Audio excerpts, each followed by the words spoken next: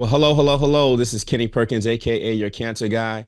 And once again, as I always say, we have another phenomenal guest. Listen, if you're talking about a woman who's hardworking, we see that today. We see so many entrepreneur women out here doing their thing, and it's phenomenal. But you know what I love about our next guest is not only is she a person who does almost everything, she knows how to delegate. She knows how to build a team. She is intentional about the things that she does. And she somehow maintains that femininity in all of that. And that's important, right? Because sometimes we can lose ourselves, but not our next guest. And so when I bring this person in, I'm going to tell you a little bit about her. If you're thinking about Bella Magazine, right? A Latina magazine for Latinos, it's an amazing event, right? For this person, what she's created. She's created so many different things in this culture to bring together. That's who she is. She's also brought together ETT Women, where women come together and network and talk about the different issues that are happening. This is the things that she's doing. Not only is she the editor in chief of Bella Magazine, not only is she bringing women together, but she's also a wife. She's also a mother. She's also a daughter. And so I feel privileged to bring our next guest. And please give me a round of applause as we bring in Vanessa Coppes. Huh? What's going on? Thank you so much for having me. Vanessa, thank you so much. We've been talking before this whole show began, and look, Vanessa, she gives it to you raw, and that's what I love. Thank you so Tell much for it that. like it is. I do. Yes, that's the Latina in you, right? Well, thank you so much, Vanessa, for coming on here. As you know, our whole thing is to empower other people through these insightful conversations, right? And sometimes we go through cancer, even as the loved one. Sometimes it's not the cancer patient themselves, but it's the loved one or we're the caretakers for our family. And so, you know, talk to us a little bit about your experience with cancer. I know we talked a little bit about it. You have an extensive background with people who have been exposed to cancer. But for those that are listening, tell us a little bit just about some of the family members and what you've experienced in your lifetime with cancer. Yeah. Well, thank you so much for having me on, and always happy for and humbled and grateful for the opportunity to share anything that could be of service to someone else. My father passed away from colon cancer, which metastasized in his liver around the age of when he was 53 years old. Little did I know that cancer was something that would be a constant in our family, especially on my father's side. My grandmother, uh, when I was years old, passed away of ovarian and uterine cancer. And it was kept very hush hush under the rug. It was something that, at that time just was not talked about. And it wasn't until my father was diagnosed later that cancer then began something that we would quickly understand was just genetics and something that was really embedded in our family. A year after my father passed away, one of his sisters, my aunt, passed away from a very aggressive form of breast cancer, and then her daughter passed away from liver cancer. My brother was then diagnosed about 5 or 7, I have to say it was 5 or 7 years ago, with skin cancer, which then metastasized into his salivary gland, which turned into squamous cancer, and his third bout metastasized in his lungs and diaphragm. And he is, thank Jesus, in remission as of last week, and has, follow-ups in the next coming months to hopefully continue that.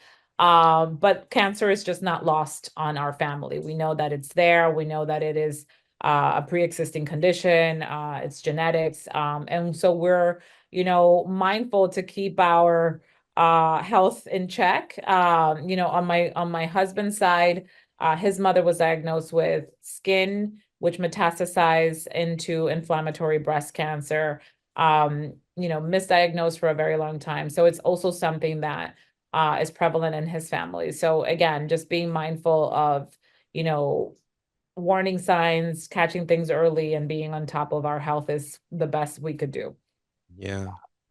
Vanessa, you sounds like you've been exposed. You're talking about since your grandma when you were Yeah. 5 years old, been exposed at such a young age. You know, what do you remember about your grandma and your father that, resonates with you? You're right. Because those are our upbringings. That's where we find our values and who we are. Yeah. And whether or not we know it, they say the apple doesn't fall far from the tree, right? So what do you remember about your grandma and the things in your father? So on my for my grandmother, I remember her being in the kitchen a lot. It's I have hazy memories. I was 5 when she passed away, but I do remember her being in the kitchen a lot, which is where a lot of my aunts obviously got their cooking skills from. She was a great cook, she was a great baker, and food was, as Latino families are, food I think in general brings people together. It was, when my grandmother was cooking, we were all at her house enjoying one of her meals. She was very strict. I remember that, very stern with certain things. But I remember her taking the time to teach me how to make whatever meal she was preparing, she would, give me instructions and direction when it was happening. But that's as much as I remember about her. With my father, however, excuse me, my father was an incredible force in my life. And I think anybody who encountered my father has only the best things to say when it came from an educational standpoint. My father was a very huge advocate of education, never gave me any ifs or ors. We didn't have much, but if it had to do with learning, he would make sure that he would, come up with whatever it cost to help us get the best education possible, because he would always tell us, you can lose your belongings, you can lose at with the he would always say the one thing no one can ever take away from you is your education. So make sure that you have one. And I've been an avid learner and student of life ever since. He encouraged us to always read, etc. I even became a teacher because of that. My father was also an educator, and so was my mom.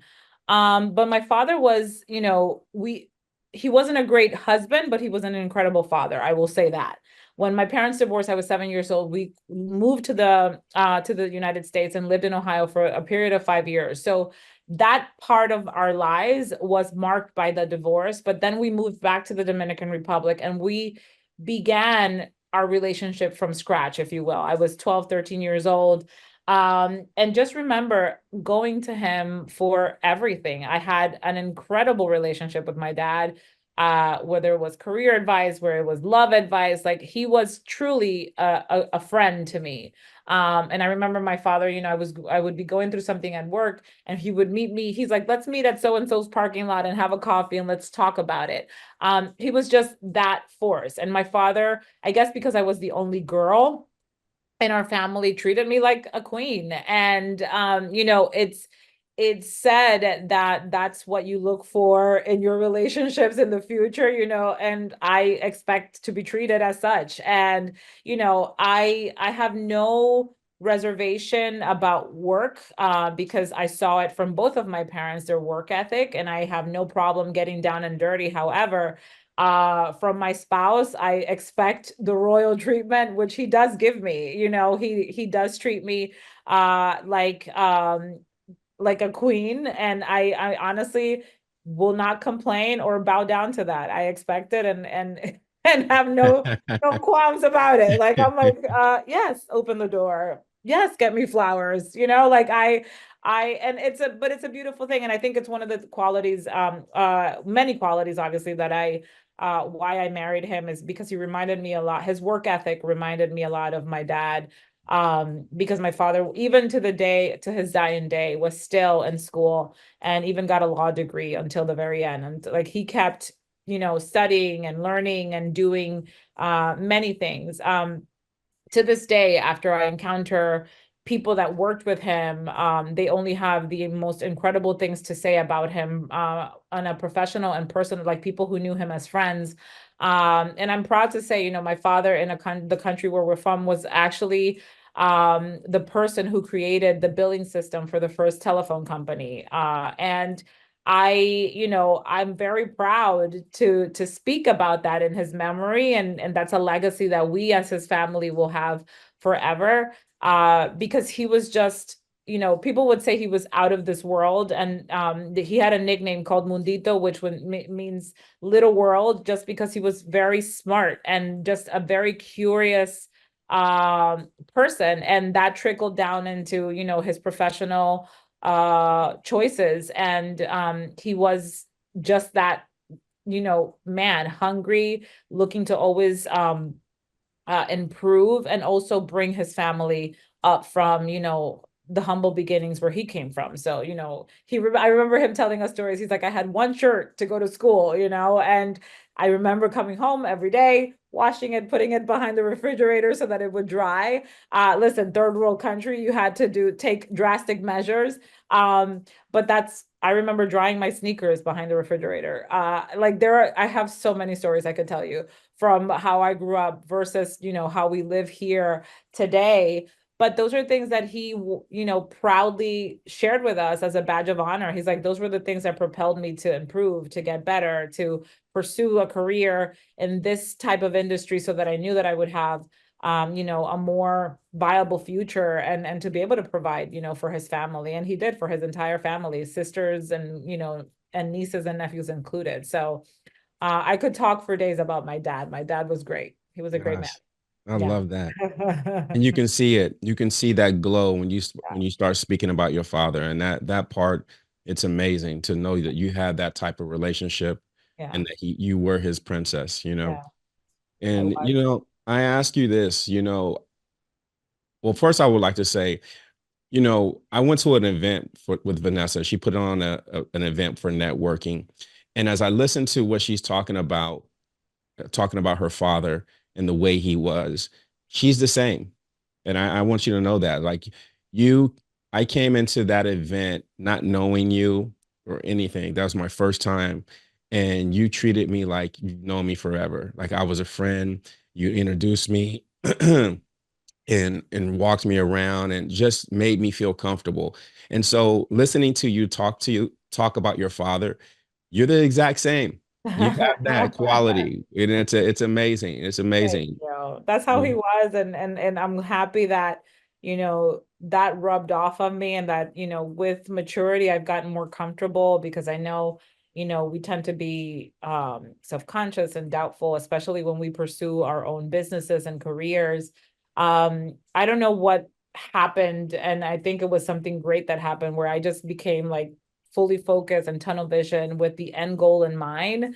At the end of the day, the industry that I'm in can be very egocentric and very self-serving, but that is not why I do what I do. And it's not my driver or my motivator. If I could spend, I literally said this morning in a team meeting that I had, if I could spend the rest of my life bringing people together to support each other, like that's what I would do. As I was like, I just need my bills paid and we're good. And I Yeah. would be happy doing that. I knew from a very early age, though. I remember I had a teacher tell me, um, when I was in high school, he said, "You have a gift of bringing people together, and you may not know what that means now, but it will serve you well in the future." And it stayed with me. But I was like, okay, like Mr. Delso, whatever you say. I just never really fully grasp what that meant or the impact that that would have in my life, or that I would be, in a career where that really is the gift of bringing people together. So, who knew? It's the truth. It's the Yeah, absolute truth. And listening to that, and that's what I love about these conversations, really, because it gets back, it goes back to our values and the things that we learn and what shape us. So talk to us a little bit about, you know, as your father got diagnosed, a lot of times men don't like to talk about what's going on with them. yeah. We don't, even to this day, on my guest, you can see a lot more women talking about their cancer, but men have a hard time. Talk to us a little bit about how your father dealt with the cancer and then how that made you feel. My father kept it a secret from us. We knew something was going on. We just didn't know how serious it was. And he addressed it nonchalantly like it was a cold. And I was, especially the type of diagnosis that had received, he never really fully disclosed that until the very end. Because it started as what he thought was amoeba. He thought he was, he started finding blood in his stool, and realistically he's like, it looks like, you may have some sort of parasite. Obviously we live in a country where that's very common, so it wasn't a surprise to any of us. And we just thought he had a really bad case of amoeba, right? But obviously the testing kept coming, the doctor's appointment kept getting more and more frequent. And then we knew we were dealing with something a little bit more serious. But again, he never really disclosed the severity or the gravity of it. And actually, after he passed away, my stepmother shared with us how he had threatened her and told her, do not tell our kids. Like, this is, I don't want to burden them with this. This is not their concern. I will deal with it. And I felt very much like I was punched in the gut, because I feel like our human nature is to want to control scenarios. Like that's like, I think that by default, every human being wants to be able to control any scenario that they're being dealt. I guess in hindsight, what I would have wanted was just to be able to prepare more intentionally with what was happening, because in my mind, okay, he has cancer, it's not that serious, he's going to get surgery, he's going to be fine. That's what I thought. Nothing prepared me for, he got surgery the day that I was graduating from college. He has he was not at my college graduate. Like, I was literally at my college graduation with my best friend, her mother, and my aunt. My mother had also like left the country. She was dealing with her divorce and other things at the moment. And that had a severe impact on me at that time. So to answer, the question of how I dealt with it, it was traumatic. It was scary. It was very sad. I remember experiencing it and looking at it from like, as an outer body experience, like, is this really my life right now? Like, this is happening. These are supposed to be moments where we're supposed to be together as a family. And I remember literally taking my cap and gown and going to the hospital to go see my dad after surgery. And you could see he was burdened by that, because he wanted to be there for me, but couldn't. And I was trying to, ease the, oh, it's all good. It's a piece of paper. Like and I remember taking a picture with him with my graduation, with my certificate at the hospital. And looking back on that, you're like, dang girl, that was like crazy. And it was, but it was the reality of my life at the moment. And I guess I didn't really see that there was time to sulk or be upset about it. I was just trying to kind of keep my head above water, be happy for the fact that I was graduating, but also understanding that my father was going through something that was literally life altering for us all. So, at the end of the day, I dealt with it as best as I possibly could. He dealt with it as best as he possibly could and tried to keep things under wraps for as long as he could, until he could no longer. So, when eventually, and then I do remember though, like once I fully got the scope of what we were dealing with, I couldn't bring myself to confront him about it. I couldn't be like, well, you didn't tell us, or I wanted to, because I felt betrayed in a sense where, we have this great relationship, but this one thing that you're dealing with and going through, we can't go through this together. Like, I wanted to just be there, support him as much as we could. And I would show up, with things that he liked to eat, because obviously anybody who's dealing with this type of diagnosis goes through denial and anger and all of the things. And I learned all of those things after. And I was 21, 22 years old, like living my best life as a graduate from college, but also having to deal with like adult things that I didn't foresee having to deal with, in that moment. So, facing the reality that my father was truly passing away, and just understanding that, and like coming to terms with that was definitely a process. So yeah, Yeah. I mean, I hope I answered that. It's a loaded question, but he did not deal with it as he didn't deal with it as I thought he would, given the person that he was. Like, I really thought he would be like, well, this is what's going on and this is what we're gonna do. But he wasn't. He was just, he tried to keep as much normalcy as he could, until he couldn't anymore. And then it kind of just, went from there. So Sure. yeah. Vanessa, I do want to pause right here Yeah. and acknowledge something here. Here, your father was a person who was an advocate for education. He was a Yeah. man who just talked and pushed, and he became a lawyer, and he put that in, and he instilled that in you. And I can only imagine how he felt not being able to be there to see you as Yeah. a person who Yeah. put that there for you. I listen, I think of that day and I saw his face, and I know that he was so disappointed and so sad that he couldn't be there. But I do just remember looking at him and I said, the fact that you are here, that I'm able to share this moment with you, regardless of you physically being there, is all that I needed. And but we sometimes get lost in those emotions, right? Like the pain of not having someone show up for us for something important.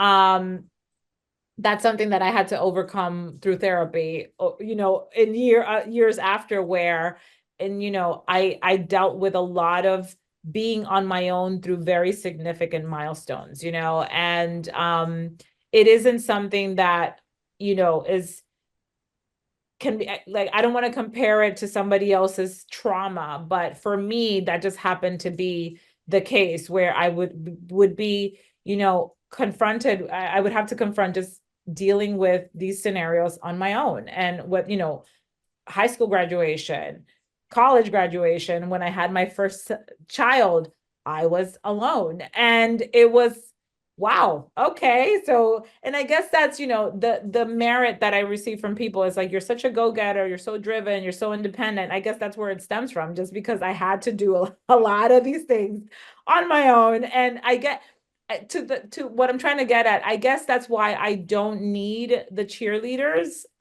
Just because if it needs to get done, I'm gonna get it done, and I don't need the accolades. The accolades are amazing and they're great, and I don't want to sound obnoxious about it, like I'm not grateful for it. I sometimes have to stop myself and be like, wow, okay, we've accomplished all of these things.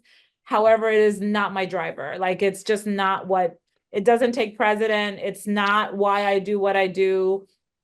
I actually just shared something on my Instagram stories yesterday, which really resonated. When you're living your best life, a person who's truly living their best life doesn't need to post about it, share about it, voice it to the internet, because that's when you know that you're at peace, right? Like, that you are just living your life. And I think I'm finally getting to that place where um things have fallen into where they need to be, not just professionally but also personally.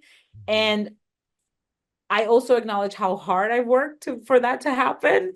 So I'm taking it all in. Like, I'm in that place where I'm taking it in, and basking in, reveling in the I guess that's where the success is, right? Like, okay, we've worked for this and here we go. Like, let's, enjoy it. Yeah. So yeah, there's that. It's that process for sure. And again, who you are always shows up, right?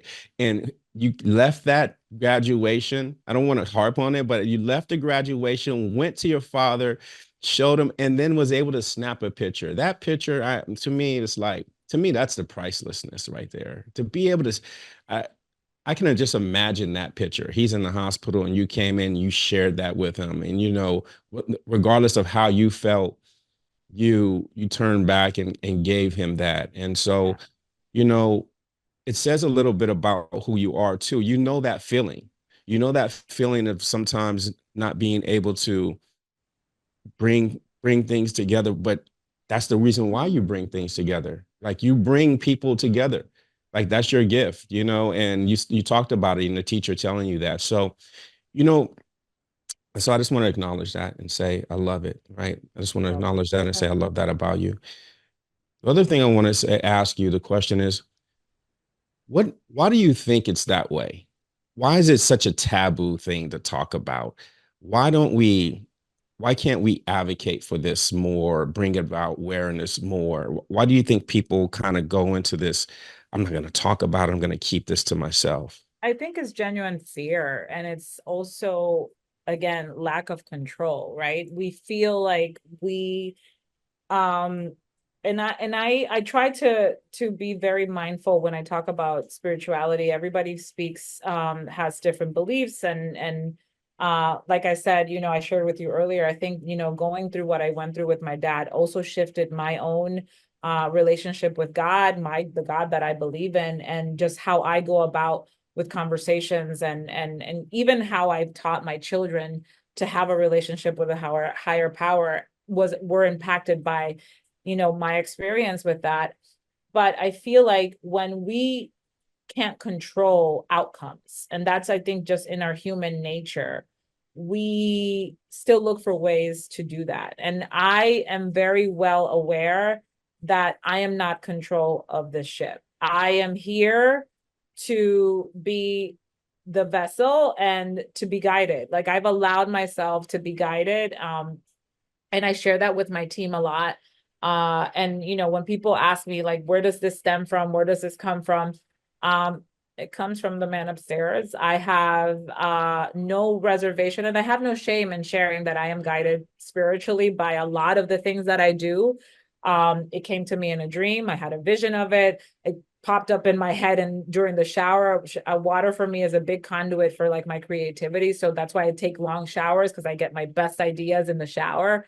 And when we can't put a name or a label on things, we tend to get out of whack. But I've learned to get comfortable in those spaces. So to answer your question, the fear is real, and it's, I don't want to minimize it. Obviously, when you're diagnosed with a cold, that you can take some, cold medication, and you're going to get through it. But when you're diagnosed with cancer, which is such a scary disease, um I'd like to think that if I ever were to cross that bridge, I have examples of people who have overcome it and have handled it with a ton of grace. And again, there's been so many advancements made in the field with this. Like, I always say, like, my God, if my dad had been alive today, I feel like his outcome would have been very different than what it was at that time. But the fear is real, and I feel like you need to learn how to sit with those feelings. And I'm not here to tell anybody to go to therapy, but go to therapy. It helps tremendously. I feel like, it's been the one constant thing in my life that has helped me really, get through challenges. And to understand, like, we're not in control. You need to do what you've been tasked with, which is go to the doctor, get checked up, and then follow, what you're being directed to do. I have a love-hate relationship with traditional medicine, but there are obviously things that you need to take in order to control, outcomes physiologically. However, I do also believe that there are a lot of things that do stem from your mental capacity to just it's like the diamond in the rough. The diamond becomes a diamond through a ton of pressure, and I feel like human beings have the ability to do that also. But if you need to pop the pill, and move on, and go through the motions of that. But the fear, the sadness, I think there's the just terror. I was terrified of a diagnosis of cancer, especially having gone through it with my dad. But I've learned that you have to take what comes in your life with grace. I just underwent a very aggressive procedure myself at the beginning of the year due to preventative medicine. There's so much cancer in my family. I decided to get a full hysterectomy because I finally became a candidate for the procedure, which kind of is messed up because you got to like be this sick to be able to get the treatment that you need. And that's kind of like the healthcare system in this country. Had it been back home, as much as I live in a third world country, I would have chosen to get a hysterectomy and I would have gotten it. And I could have picked the date and time when I would have gotten it. Because you can be an advocate for your body there. But again, it's that control that we all want to have. And 99.9% of the time, it is not in our control. We can we can think we are, but we're really not. And just allowed to take things, with grace and adapt. If it ever were to come to that diagnosis for you or a loved one, just, do the things that you need to do and that are at your reach for sure. For sure. Yeah. Yeah, thank you for that. Dropping those gems. So tell me and tell us, those that are listening here, seeing going through those experiences with your family, people who have been diagnosed, and kind of going through that, and doing taking preventative measures the way you have. How has that shaped you on who you are and how you move uh, in your everyday life, whether it be business or personal? So I don't separate business and personal. I believe we are holistic beings, and it's actually one of the bases of the organization that we founded. You can't show up, the struggle is when you try to separate one from the other, you are basically lying to yourself. You can't show up in your professional life one way and then in your personal life. I mean, you can, but you're going to constantly be at odds with yourself, right? Um, I very much believe that I am a what you see is what you get person. I don't pretend to speak one way when I'm showing up for this podcast. And if you meet me for dinner, you will probably get a lighter version of me, funnier, because I'll probably be able, have a cocktail in hand. I'm a bit looser, but I'm still the same Vanessa no matter what. It has come with some pushback over the years, but I refuse to be something other than who I am. I think that's the most challenging part. We all try to better ourselves. We dedicate our lives to self-improvement, reading all of these books, going to courses, etc. I think the real challenge is in just showing up as you are and acknowledging all of those light and dark, parts of who you are. That's humanity. Jamie Lee Curtis actually gave an interview a few weeks ago that I thought was brilliant. Because they had asked her a question about, regrets and failure and all the things. And she's like, you have to understand that we're humans. And the minute that we understand that we're human beings, that we're going to make mistakes and that we're going to fail and that we're going to fall short, and that we're going to blow something up. But we have to take ownership, right, of the mistakes and acknowledge that that is part of being a human being. And if you're going to hold me to the mistake I made 3 years ago, then the conversation's over because I forgave you for the mistake you made 5 years ago and I've moved on and I've been able to just, progress. I think that that's something that is really detrimental to our society that's happening, this cancel culture and all of these things. I mean, like you're holding people to a mistake they made 10 years ago. Obviously, I'm not talking about the really, really terrible mistakes that they probably should have gone to prison for. However, they said something that was out of line. I mean, when was the last time that you had a perfect conversation with someone? Like I don't think anyone can truly say that. I mind my words. When I was reading the guidelines for this podcast, no profanity, I'm like, I gotta remind myself because I curse like a sailor on most days. And that's part of my personality. And my mother would cringe if she heard me sometimes talking because she always kept me in check with that. And I'm just impassioned sometimes of what I'm speaking about, and it just comes out, and I drop a lot of F-bombs, but it's and I try to be mindful about not doing that, in very specific scenarios. But to that end, I just feel like being yourself, accepting that people are going to fall short of your expectations and that the expectations that you have of them are that's that just that your expectations, and that people are not that, and you give people grace and to show up as who they are. I feel like that's just something that is so beautiful when we really allow ourselves to be in that exchange. um and I hope I answered your question, because I rambled there for a little bit about just the nature of our humanity, right? Like I feel like we are so disconnected from that, and we expect people in certain positions to be perfect, and that is just impossible because it's just not real. And we hold them to, these standards that are just unattainable, and I feel like that's it's like that not just in public service, but it's just like in any industry, is like we're holding people to standards that are just unattainable, impossible. And I always say, put yourself in that person's shoes. If you had those responsibilities, would you be acting or reacting in that way? And it's a dance, right? It's a constant give and take of energy that we have in this world. And God, can we just make it a little bit more easier for each other? That's all I say. Like, Yes. just be a little kinder, a little bit more compassionate and empathetic. Because if you were dealing with that, I don't know that you would be handling with that grace. So that's that. That's what I say to that. Yeah. And I like I said, I love that. We need to have more grace. I myself, I find myself guilty of that, holding people to an expectation. Yeah. And I and think we really, all do. It's our nature. Again, like, oh, well, they said and they're doing. But I learned very quickly, it's one thing what people say, it's another completely different thing what they do. And I hold more people to their actions than I do their words. And Mhm. yes, words have weight and they have power and they can be hurtful. However, I know that I've, said things out of passion, and then I turn around and I say, okay, well, that wasn't the right thing to say, let me do the right thing.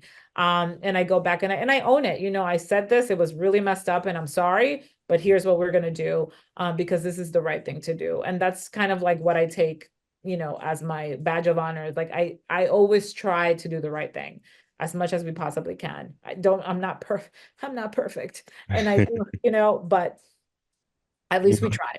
absolutely. Yeah. Being that you've experienced all of these things, Vanessa, and now being a person of power, right? A person of influence, especially with your magazines and the woman, how do you go about bringing awareness through your channels that you utilize for those who may be experiencing cancer? And the reason I ask that is because you mentioned it. It's not like a cold, right? To see a cold, we know how to do it, right? It's no one, everyone is aware of how to deal with that. But how do we bring awareness to when it deals with different cancers? Because not all cancers are a death sentence. Yeah. So through your channels, how do you go about bringing awareness?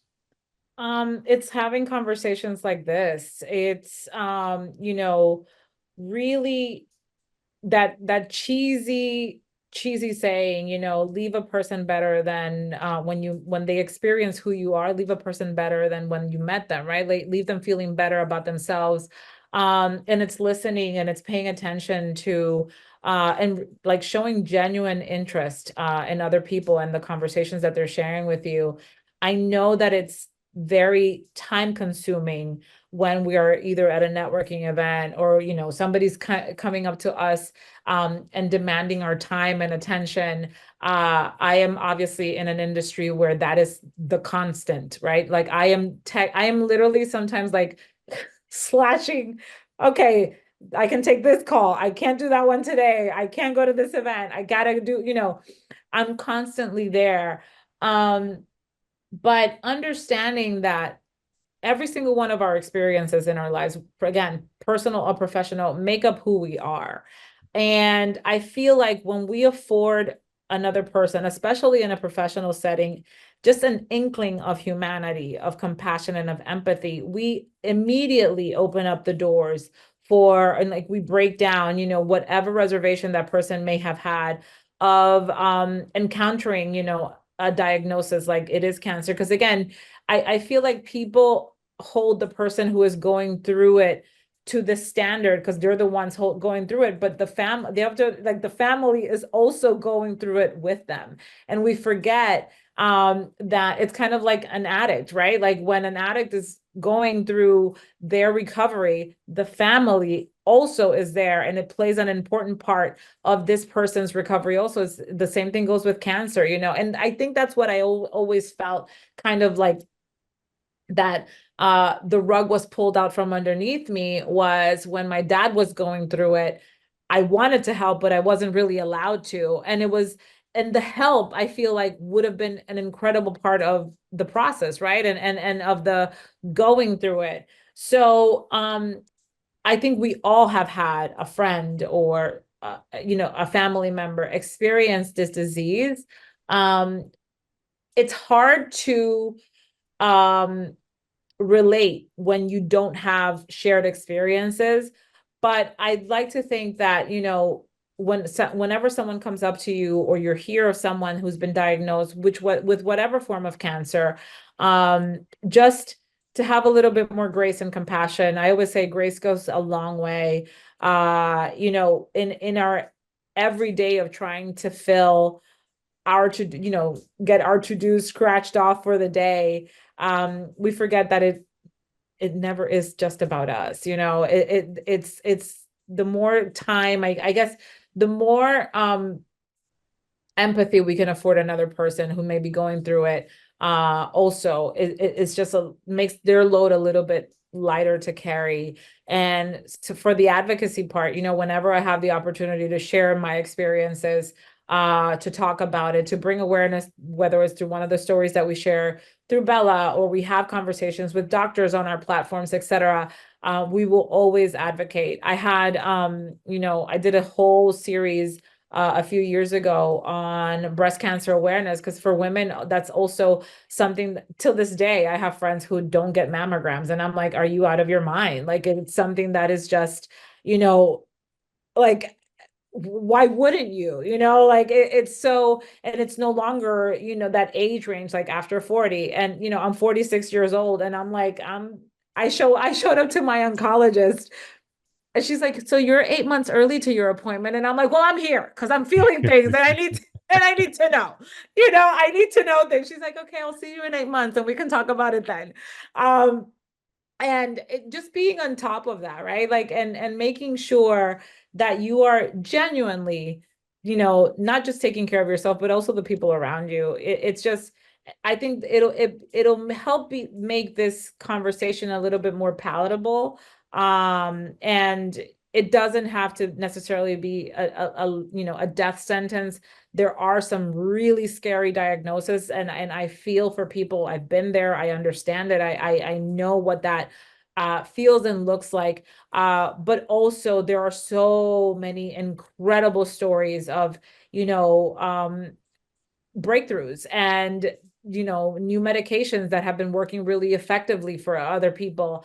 And those, we need to share more of those success stories. We're actually highlighting for our December issue someone, and I'm really, really excited about that, that documented her entire cancer diagnosis from soup to nuts. And a lot of the things that she shared while she was going through her treatments were things that I shared with my brother when he was going through his. And as a family member who's looking for answers and searching for resources, it was a lifeline. And I told her, and I said, the fact that you were so vulnerable and shared literally, like she shared when she shaved her head, when she was going through the worst parts of the treatments, were a lifeline for me as a family member who was spectating, right? Like, who was kind of just there to be a support system for my own family members. So again, like, I feel like the more we allow each other to just be human, we would be able to just, my God, make this time on earth, which is so short, more meaningful and more worthwhile. Absolutely. Yeah. Vanessa, Yeah. I just want to say thank you so much for joining us here on Talk Oncology. It's been a blessing to have you. You Thank came in you. and dropped so many gems, and you've lived through it. Yeah. You lived through it. And I love it, makes your smile so much more meaningful, really, to know what you've gone through and to see Thank how you continue to wear that smile on your face. So thank you so much, and for bringing awareness through your channels, for taking the time in your busy schedule to sit here with All Talk Oncology. So thank you so much. Thank you so much for having me. I really appreciate it. Yes. As I say in every single episode, you're not alone in this. We're in this together. This is Kenny Perkins, AKA your cancer guy. Until again, I'm out. So stay connected with us on All Talk Oncology Cancer Podcast. Make sure you subscribe to that, right? Wherever you listen to your podcast, whether that's Apple, Spotify, make sure you subscribe and continue to spread that word, right? Engage in this, because your engagement can help someone stay alive. And this is what we're talking about.